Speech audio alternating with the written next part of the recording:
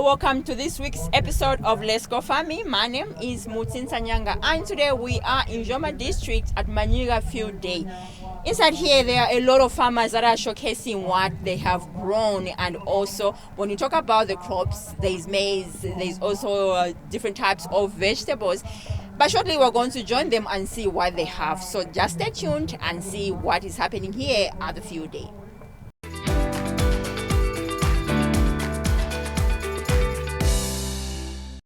Hi everyone, welcome to this edition of Let's Go Farming. My name is Tasha Kenneth Mwansa from AfriSeed, and we are here at the Manyika Farms annual Field Day, where AfriSeed has grown various crops from legumes. Some of the legumes that we supply are showcased here. We also supply different types of fodder crops, as well as maize. So I'm going to show you, our beloved farmers, some of the legumes that AfriSeed has planted. We are actually Zambia's biggest producer and distributor of soybean seed, which is Lukanga variety. As you can see here, a very beautiful giant crop, well productive, very well productive and giant. You can see the height. And then the goodness, we encourage you farmers to do mixed farming, because soybeans is a very high value crop, and it helps you to build your soil. It revitalizes the soil because it's nitrogen fixing. So it's part of the encouragement that AfriSeed is giving you to do crop rotation. Besides the Lukanga soybeans, we've got this Kafue crop. As you can see, Kafue matures faster. It's also soybeans, and it has already matured and it's drying down. All this is the Kafue crop as it is drying down here. Just within 75 to 90 days, this variety is going to be ready. For Lukanga, within 100 to 120 days, the variety is going to be ready. So besides that, we encourage household nutrition at AfriSeed, and we've got different types of cowpea varieties. So we've got this Msandile cowpea variety. This helps in nutrition balance at household level. Cowpeas only matures within 65 to 75 days. So and as you know, cowpea can be used as a relish. It can be used as an additive to kids' porridge at household level, and it has also got a lot of commercial value. You can sell it on the open market. So we encourage you, our farmers, to do mixed farming. The reason why we also insist on legumes, they are low water demanding. In this era where we have uncertain rainy seasons, we encourage our farmers to grow legumes such as soybeans, cowpeas, and beans. At AfriSeed, we've got a very wide range of beans varieties that include Mbereshi beans, Kablangeti beans, Kalungu, all those beans varieties. So we find that we encourage you farmers, besides just climate change, these legumes have got high market value. Beans today is selling for about 35-40 kwacha per kg, as compared to the grain maize. So you can find more value, more business value, and more profit in growing legumes. Some of the crops that we are showcasing here are the AfriSeed varieties. We've got our flagship two varieties, which are AF638, the AF638, as well as the AF635.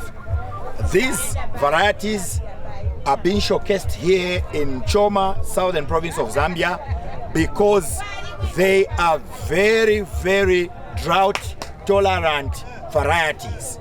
These varieties can be able to withstand long periods of no rain, and they've got a long stay green. Besides that, they are very well responsive to heat units. As you may be aware, southern province is a very hot region of Zambia, and because of that, these varieties, being medium maturing, they behave as early maturing varieties. So their maturity period reduces due to the high heat in the environment in the southern province. Then, one thing that was really considered in the breeding of these varieties is, one, the same drought tolerance. Two, they looked at nitrogen tolerance. These varieties are bred here in Zambia, and looking that Zambia has got to import most of the fertilizer, the cost of fertilizer in Zambia is quite high. Therefore, they've made these varieties to be varieties that you can grow even just using manure. They are double cropping, meaning they are very good for green maize commercial purposes. You can be able to grow them for green maize, and because they are nitrogen tolerant and drought tolerant, you can be able to irrigate in the garden at home or in whatever garden in your neighborhood. For those of you that stay near water bodies, these are varieties to go for. Even winter maize, they are very adaptive for winter maize. Like you can see, 2 big cobs, low manure, low nitrogen demand. That is what these varieties have to offer. So the cobs are very big and sweet. And looking at these days, maize marketing has become about weights. Wherever you as a farmer, you are going to go and sell your dry maize, they are going to have to put it on the scale. Our maize varieties have got semi-flint grains, which are very heavy on the scale. We've got very good testimonies from farmers around the country who have said, in Napereka Masakari 17 kwefarae, but when we weighed, I had 27 bags, I had 26 bags. So that is the testimony of the weight that our maize varieties have to offer. They are very heavy on the scale, and this gives you, the farmer, very good value. To move on, we have you, our animal farmers. We've got the 2 beautiful grass varieties for your animals.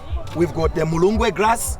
This one is a must-have if you keep animals such as goats and cows. This is a must-have. This is a variety that you grow early on in the season, just as the rainy season is starting. For those of you that have got irrigation equipment, you can grow it under irrigation. But here is the most beautiful thing about it. This grass regenerates at a very fast rate. So the mulungwe grass, you can be putting in animals as they are grazing. It's shooting again and again. So you have this grass growing in your paddocks over a long period of time. The goodness with it also is that it does not get easily destroyed by fire. In a case where the villagers are burning fields, or rather they are burning bushes, your mulungwe grass is, the leaves remain, the roots, remain alive, and they shoot again. So you have your very nutritious crop for your cows, and we've seen a lot of improvements in the milk production for the farmers that have been using the mulungwe grass. Then moving on, for your grass storage, fodder crop storage, we've got the Rhodes grass. The Rhodes grass is a very famous one. This one has got a very good salt taste. Tastes very nicely like salt. You can use this as a fodder crop in the field for your animals to graze through, or if you like, you can be able to harvest it and keep it. All you just need to do is sprinkle a little bit of water and give it to your animals as dry forage. So we at AfriSeed have all these fodder crop varieties. We have not left out the issue of soil regeneration. As a farmer, you need to be rotating your crops. And then in the instance where you cannot do crop rotation, we have this crop, which is a very good alternative to your legumes. Doricos lablab is a cover crop. It really regenerates your soil. It fixes nitrogen. It's a climber. So this whole portion that you're seeing here, we only planted 5 seeds. Only 5 seeds, and it spreads all over your field. So as you can see, it's a climber. It has climbed on all this shrub which is here. This, you can plow it back into the soil, but it's also highly nitrogen fixing. So we are encouraging you farmers to contact AfriSeed and come and buy Doricos, because this is a game changer for your soil preservation. If you keep just farming the same crop without rotating with our legumes, like I introduced you earlier, or without planting cover crops like Doricos Lab, then you deplete your soils. Later on, you'll see that your yields are going to be dropping, your crops are not going to be doing well, and you make losses as a farmer. So these are some of the crops that we're encouraging you year in, year out with your crop rotation to try out. In closing, remember, I told you about the legume varieties that we have, also about the fodder crops that we have, as well as the cover crops and our beautiful maize varieties. In closing, I'm encouraging you farmers to make sure that you practice crop rotation. If you grow a variety of crops, it protects you from total losses in case there's a drought or in case there are floods, and it also helps to regenerate or rejuvenate your soil. So from us at AfriSeed, thank you for watching, and we hope to catch you on the next episode.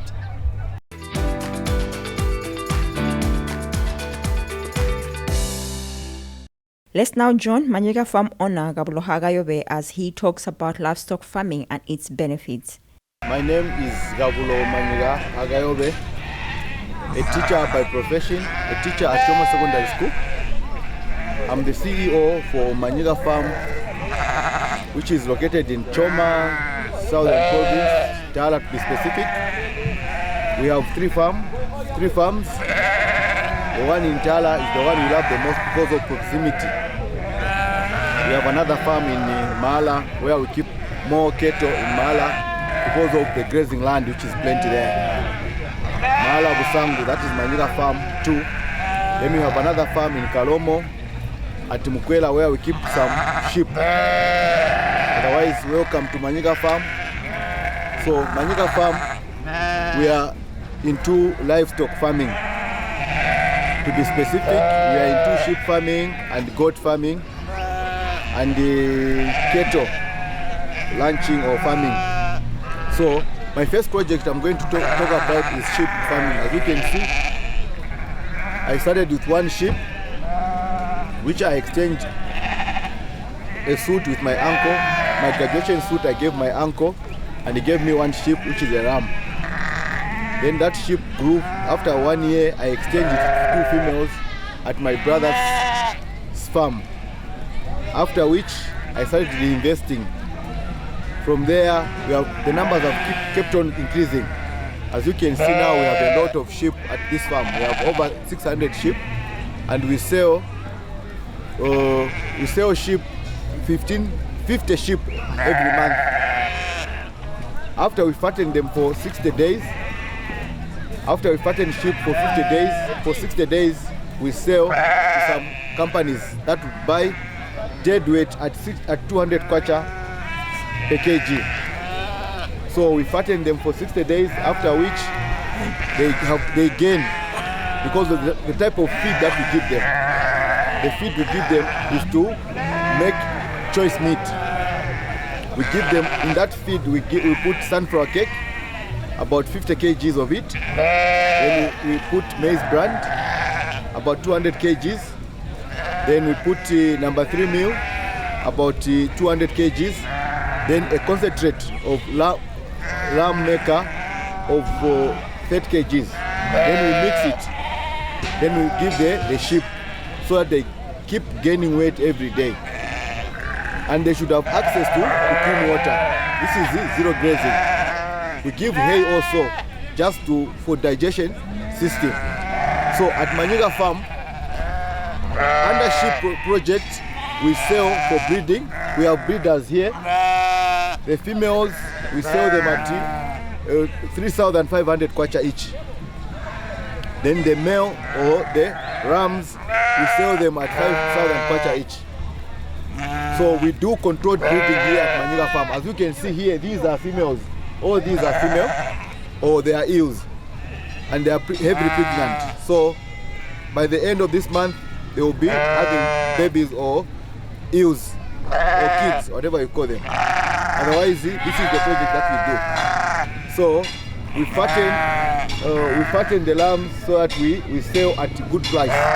So in a nutshell, this is a value addition.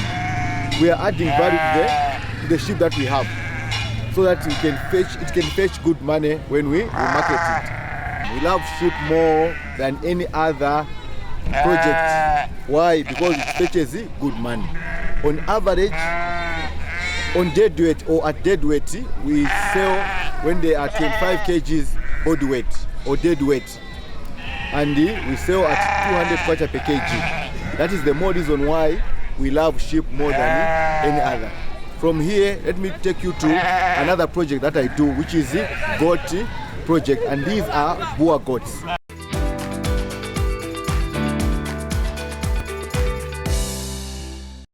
My next project, which is the goat project. These are Boer goats and exotic breed. As you can see, we have over 300 Boer goats here at Manyika farm, and all these you are seeing behind me are females. They are nannies, and they are pregnant. Many of them will start giving birth this month. Hopefully by the end of this month we'll have about 100 babies or kids. Okay, we love this breed because it has a very big body and the weight is very good. And the kidding, most of them they give twins. The twinning is about 75% and above. That's why we love goats, and they are easy to market. Goat will fetch more money in terms of selling them for breeding. They will fetch more money. In fact, this breed is better than having cattle. If you compare these with cattle, I would go for goats. Why? Because they multiply very fast. Even maintenance is very easier than cattle. So we love goats, Boer goats, so much because of what I've just mentioned. Easy to market, they fetch good money, and the twinning, so multiplication is very fast. You can see they've got ear tags. We have ear tags so that they are for our record keeping, for stock or records. That's why we give ear tags here, so that we know we don't have inbreeding. As you can see, we have plenty of goat manure, and goat manure is very good for gardening. We use this goat manure for our crops. Okay, and people are free to come and get goat manure for free because we have so many goats, we have so many sheep and so many cattle, so we have a lot of manure here. As you can see, the bags are here. People are free to come and get goat manure to use for their gardening or for their fields. We have a raised structure there. We use that structure more especially in the rain season because goats don't like water. They are enemies with water. So we use that structure to avoid diseases. For example, when it's very cold, goats will have pneumonia. Okay? Then even body rash. That is the reason why we have a raised structure there. Otherwise, it is good for goats compared to sheep. Sheep can stay even in a dampy or cold environment because they've got fat cover. But with goats, they need warm environment. That's why we have that dropping there. And those goats are the ones which are in that structure. They are on sale. We sell the male at 7,000 kwacha. These are breeders. Then we sell the young ones, the female, at 5,000 kwacha. When they are fully grown, the male would weigh about 90 to 100 kgs body weight. So that is the reason why they are encouraging people to go into Boer exotic breed. So from here we are going to go to the third project that we do at Manyika farm, which is the cattle project. And you know how Southern Province is in terms of cattle. And you know how traditionally people prefer cattle more than goats. People prefer cattle more than sheep. So let's go and see what is there on the cattle project. Thank you.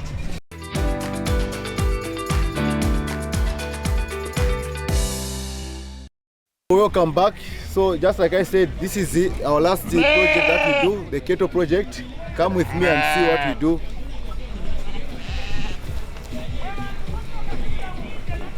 We have 3 breeds here. We have the Brahman, the bull. This one is Brahman. This is our main bull that we use here. Then we have the females. These are pregnant females. They are also Brahman. Some are cross Brahman, Boran. Then the brown ones. These are Tulis. These are pure breed Tuli breed, originated from Zimbabwe. Then we have also the Bosmaras. So we sell these Tulis here at 15,000 kwacha, the medium ones. Then the bulling heifers, we sell them at 19,000 kwacha. The bulls like this one here, we sell them at 50,000 kwacha. Otherwise, as you can see, we cut horns so that we dehorn, so that they avoid injuring the other animals, more especially when they are feeding or when we are supplementing them with feed. Normally in dry season, we supplement them just to improve their body conditions. Most of these are females, and our main head is in Mala. Just like I mentioned earlier on, that we have 3 farms. Cattle ranching, we are doing it more in Mala because of plenty of water, plenty of grazing land. The benefit of having the Brahman, one, their body structure is very good. Then browsing, they are very good at browsing. Even in this climate change, they are very adaptive. That is why we love the Boran breed here. Then the Tulis, we keep more Tulis here at the upper land because in Mala they cannot manage because of their body conditions and the like. So we keep Tulis here. The Brahman, we prefer them where we have plenty of water and plenty of grazing land.